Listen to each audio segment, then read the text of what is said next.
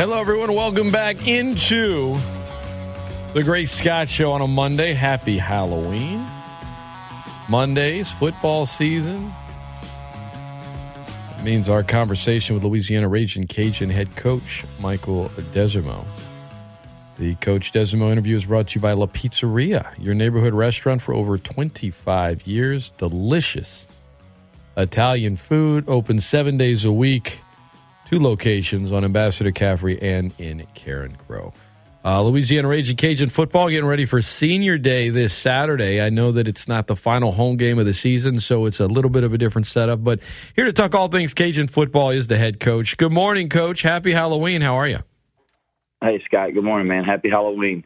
So I want to, if you don't mind, go back just briefly over a few things that Southern Miss, and then kind of take a look at Troy and really just your senior class. When you got 17 guys, by my count anyway, that have put so much into the program. But as looking back in Hattiesburg, after the game, you told us it's disappointing when you start that slow. You feel like as a coach, you have a lot to do with it.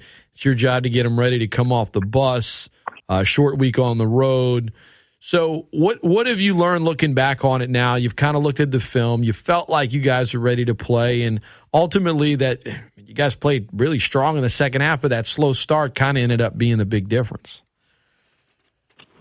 Yeah, we did. We felt like we had a really good week of preparation. Felt like we were in a really good spot. And you got to, you certainly have to give them some credit. They came out and made some plays, particularly on offense that they really made more plays than they really had throughout the course of the year. Their guys showed up and they played really well. Made some tough throws and catches and did some things on offense that, really, you just kind of got to tip your hat to them sometimes, But for us offensively, I don't think we handled some of the pressures and movements well early, And it's not that we knew they were going to do them. We'd worked it all week, kind of prepared for it, just didn't handle it well. So, I think the biggest thing whenever you kind of go back through it to me is you look at the turnovers. The turnovers, that's something that you can't have. And defensively, we only gave up 5 explosives on defense, but 3 of the 5 were for touchdowns, And so those are kind of the things that you go back to and you kind of circle around and you say, man, that's just kind of – that's the things that we can't do if we want to win football games. And we know we can't turn the ball over, truthfully knew going into it that, especially with both defenses playing at the level that they're playing at, that you'd have to not turn the football over. You have to play smart football, and you have to play complementary ball. And we just didn't do a good enough job of doing that. And particularly earlier in the game, they jumped out on us, and it took us, knocked us on our heels, and we had to kind of catch our balance. And I was proud of our kids, man. I was proud of our team because in the second half they did kind of settle in there at the end of the second quarter, really probably this, 2.5 quarters, I felt like we played really good football. We just fell behind too early, too fast, and just couldn't come back. Coach Michael Desormeaux, our guest. It's the Great Scott Show, 103.3 The GOAT. You mentioned turnovers. I know fourth down conversions were another key area, Coach. And when it comes to going for it on fourth, early in the game, some of them were, decisions not necessarily based on the scoreboard, whereas later in the game, that might have a lot to do with it. I guess my question is, when it comes to a fourth down attempt on offense, how much analytics to use? How much of it is just based on experience, feel for the game, in the moment, opponent, game plan? I guess the shorter way to ask that question, Coach, I'm sorry, is just how much analytics do you put into decisions such as a fourth down attempt? I always want to know what the analytics book says. I generally go a little bit more based on how I feel. Now I haven't gone for it yet this year, and the analytics book said no. Right. So every time that I've done it, the book has said yes, which the book's just a little bit more aggressive than what I am. But I think there's a lot of times where, you got to go with your gut feel and the way that you feel. And, there's a lot of things that go into it. Do you have a play that you feel really good about? I know that sounds kind of silly maybe to some people, but it's the reality. There's some plays that that you feel like you've got a really good feel for what they're doing. And you've got a play that's kind of greased up and ready to go. The quarterback's confident in it. The players are confident in it. And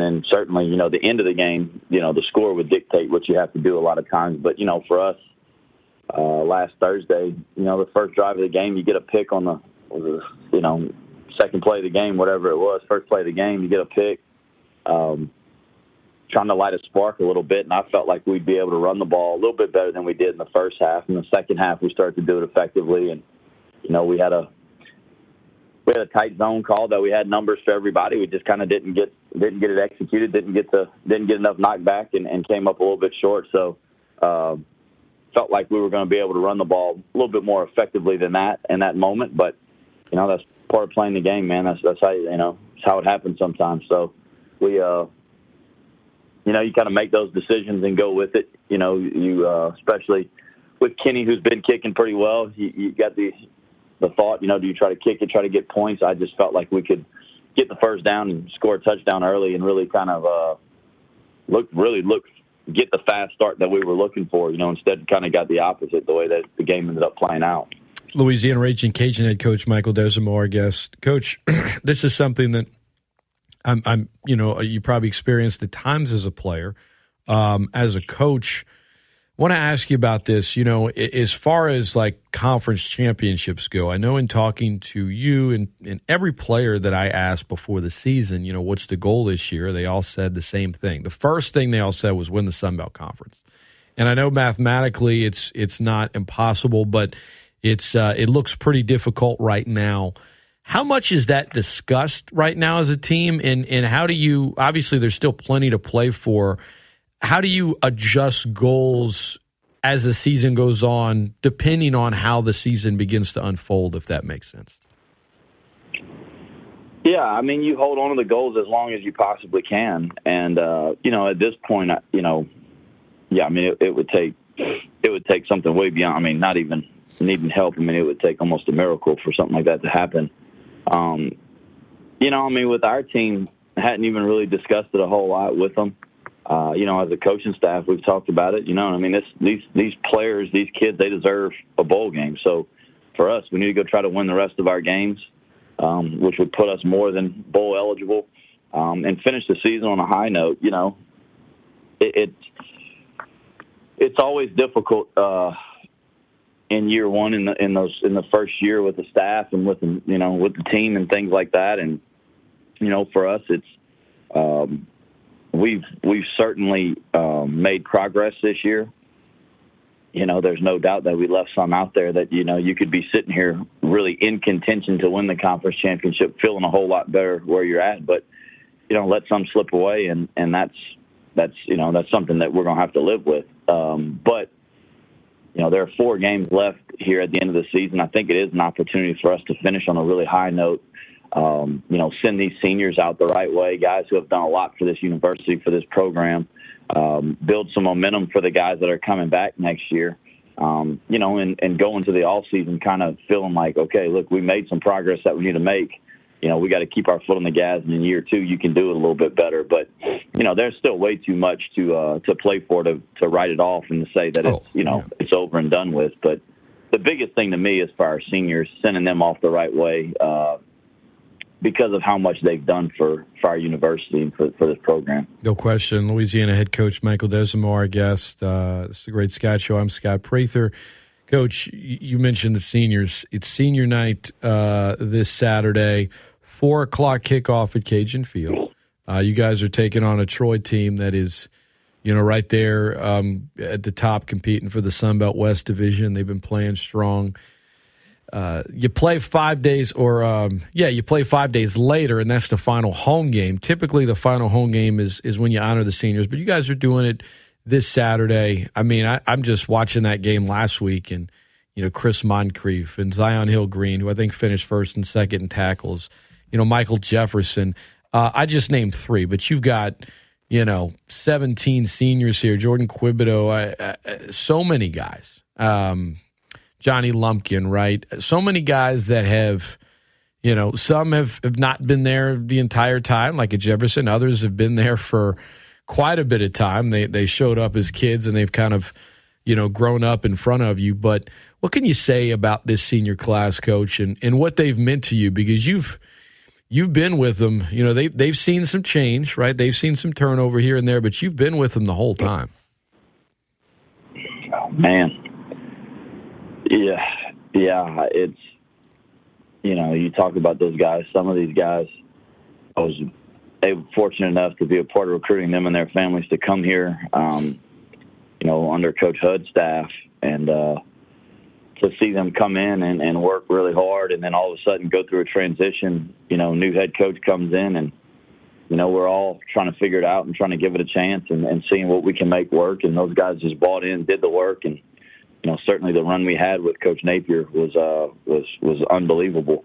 Then you turn around before their senior year, and there's more transition, and then these guys had to make a decision. Do they stay here and see it through and play it out, or do they, some of them considered, kind of hanging it up, being done with football. Some of them considered doing it somewhere else.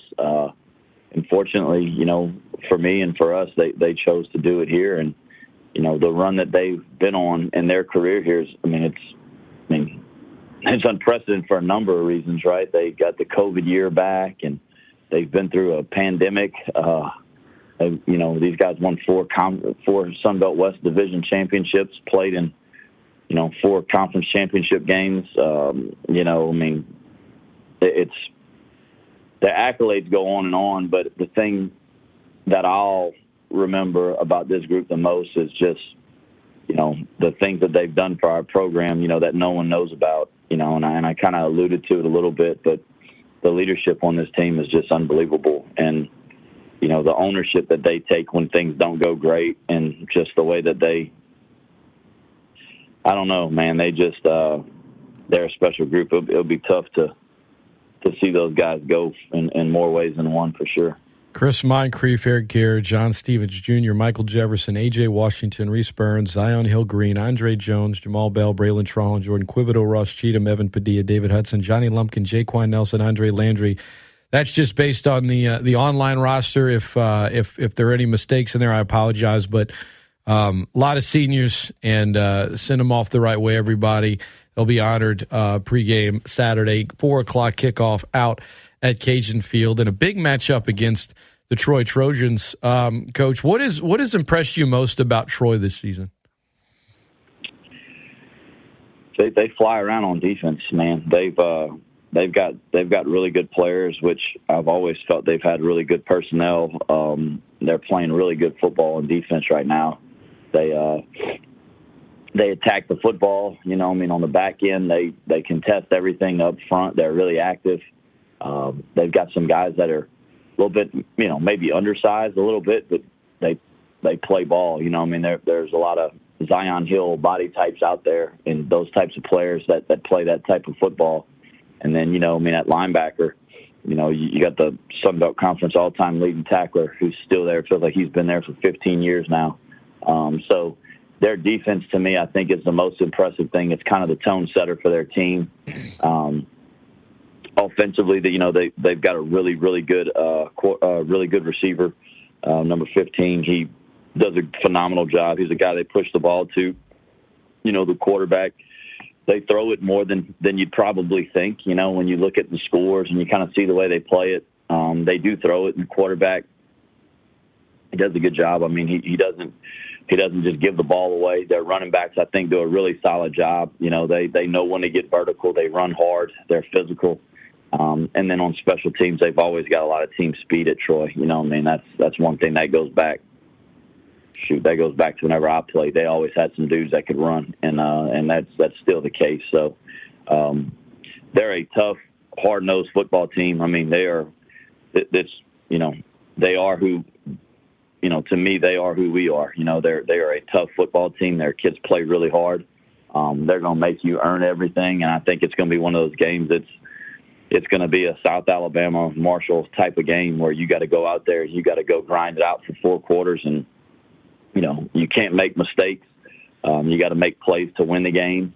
You can't give them anything, and the teams that can make some plays in critical situations, whoever can do that's going to end up winning the football game. Coach, the quarterback situation this week, do you have an ironed out plan yet, or is that TBD? Yeah, I mean, I know what I'm going to do, but we're just kind of. You're not telling. I'm just going. Yeah, I'm just going to kind of keep that in house a little bit. All right. No, I'll respect that. I won't push you on it, but I know folks will be anxious to see. You mentioned, a Troy linebacker that feels like he's been there 15 years. I know you're not talking about the guy I'm about to reference, but I think back to Bear Woods, who was there 15 years ago, and he had a distinct look where I'm like, man, if some kid in Troy, Alabama dressed up as him for Halloween, I think everyone in that community would know who it is. It's Halloween today, Coach. I know you're busy at work, but you mentioned that Monday nights are, time with the family, and I know your son's a little bit older now. I'm sure, maybe he's still doing the trick-or-treat thing, but, what is if you have a night free, what does the Desormeaux family like to do on Halloween? Is it the traditional thing? Is it more low-key? How do you feel about it? So, actually, one of the things that's been pretty cool the last, 4 years now is in New Iberia, they have in my in-laws in their neighborhood, they have a trick-or-treat that they do the weekend before Halloween that's been going on for, since we were young, and my wife used to go to it when she was a kid. So it's worked out the last couple of years that we've had that Saturday off. We've played on a Thursday or something, and we've been able to get away in the afternoon on Saturday to get over there and go do that the last few years. So that's kind of one of the cool things that we've been able to do together as a family. Certainly during football season, you miss a lot of family time and a lot of things that you wish you could, that you wish you had back and you wish you could do a little bit better. But that's something that's kind of worked out for us the last few years, and I'm very thankful for it because, to me as a kid, I don't have a whole lot of Halloween memories. We weren't really a big Halloween family, but, since I've had my own kids, it's become really a favorite for me just to see them get excited about dressing up and, doing their thing and going have fun. So I guess it's a little more traditional. Tonight we're actually, we kind of, since we had a couple of extra days, we kind of sped some things up. So we will actually be working tonight. So especially I'm grateful to have gotten to spend a little bit of time with them and on last weekend so that, get to experience a little bit of it with them. I remember having to press Coach Billy Napier a year or two ago about him dressing up. He didn't want to tell anyone, and he finally admitted to me he dressed up as a pirate for one of those New Iberia get-togethers. What just when you do you dress up? Do you dress up? And if so, what's the go-to costume? So I don't dress up. I just I just enjoy kind of the whole deal. But yeah, him and Rob Sale were pretty mad at me. They thought I was dressing up. I said I never said I was. You set them up. They came over. Yeah, they were mad at me. They were like, I never said I was dressing as anything. I said you could, but yeah, no, it was a really good time. It was like, they brought their kids and all that stuff, and again, in the coaching world, there's so many things that are so awesome about it that you get to experience. But there's certainly some things that you miss. So, to get to experience those things, and and to me, especially those guys not being from South Louisiana, it's always fun to get to expose people to our culture and kind of the way we do things. And so it was fun. Yeah, he did dress up as a pirate that year. Rob was some kind of, I don't know what he was, some kind of transformer superhero thing. I don't know what the heck he was, but yeah, they were both dressed up, and I wasn't. So it was pretty good for me. Maybe one of the guys on the staff could just wear a kind of a mop on their head or something with really long bangs that go just above the eyes, and then just put on a number 6 and just be Michael Desormeaux from college.